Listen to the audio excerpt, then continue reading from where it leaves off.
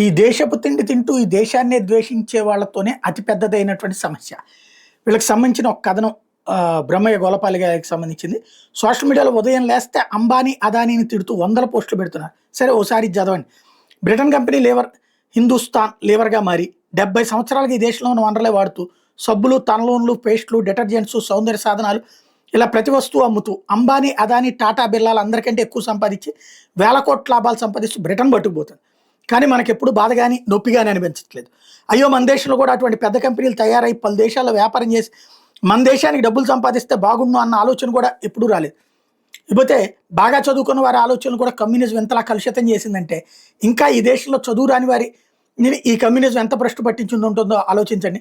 ఈ దేశంలో వ్యక్తుల సామర్థ్యానికి, తెలివితేటలకు లోట్లేదు. రామ్‌దేవ్ బాబా నేను పతంజలి సంస్థను దేశీయ ఎంఎన్సీగా తయారు చేసి విదేశీ ఎఫ్ఎంసీజీ, హిందుస్థాన్ లివర్ వంటి సంస్థలను ఎదుర్కొంటానని ఛాలెంజ్ చేశాడు.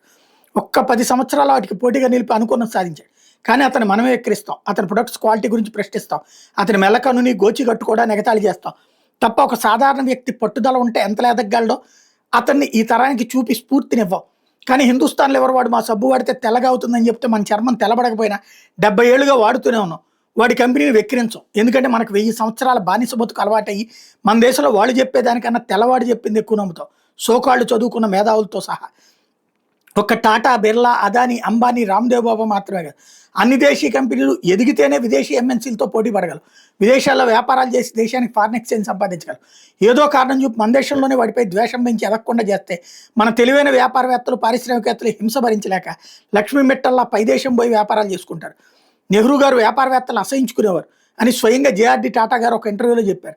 నెహ్రూ గారికి ప్రైవేట్ వ్యాపార పారిశ్రామికవేత్తలు అంటే పడేది కాదు. కానీ ఆయనతో సహా ఆయన క్యాబినెట్ మంత్రులు, అధికారులు విదేశీ ప్రైవేట్ ఎంఎన్సీ వస్తువులే వాడేవాడు. విదేశీ ప్రైవేట్ కంపెనీల కారులోనే తిరిగేవాడు. పారిశ్రామికవేత్తలు అంటే పడేది కాదు. కానీ ఆయనతో సహా ఆయన క్యాబినెట్ మంత్రులు, అధికారులు విదేశీ ప్రైవేట్ ఎంఎన్సీ వస్తువులే వాడేవాడు. విదేశీ ప్రైవేట్ కంపెనీల కారులో తిరిగేవాడు.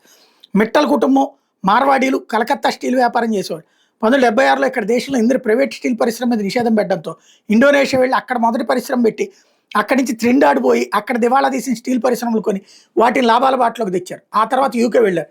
ఆర్సెల్ మిట్టల్ అని ప్రపంచంలోని పెద్ద స్టీల్ పరిశ్రమ కంపెనీ స్థాపించి ఎంతో ఎత్తుకెదిగారు. 2005కి మిట్టల్ ప్రపంచ మొదటి 10 మంది ధనవంతులు ఒకరు. ఆ లిస్టులో చేరిన మొట్టమొదటి భారతీయుడు. మనకి ఇనుప ముడి ఖనిజం కుప్పల తెప్పలుగా ఉంది. ఇక్కడ దేశంలో ఆ ముడి ఖనిజం వాడుకునే అంత సంఖ్యలో స్టీల్ పరిశ్రమలు, స్టీల్ వినియోగం లేక మనం బయలుదుల్లా నుండి ముడి ఖనిజాన్ని ప్రత్యేక రైల్వే లైన్ వేసి జపాన్ ఎగుమతి చేసుకుంటున్నాం. అదే ఆ మిట్టల్ మనిషిని ఈ దేశంలో వ్యాపారం చేయనిచ్చుంటే స్టీల్ పరిశ్రమ ఎప్పుడూ అభివృద్ధి చెంది ఉండేది. ప్రపంచ స్టీల్ పరిశ్రమ ఉత్పత్తి కేంద్రంగా భారత్ నిలిచి ఉండేది. అతని సంపద భారత్లో ఉండేది. ఆయన ఎందరికో ఉపాధి కల్పించి ఉండేవాడు కదా. కానీ మనం అట్లాంటివి చెయ్యం.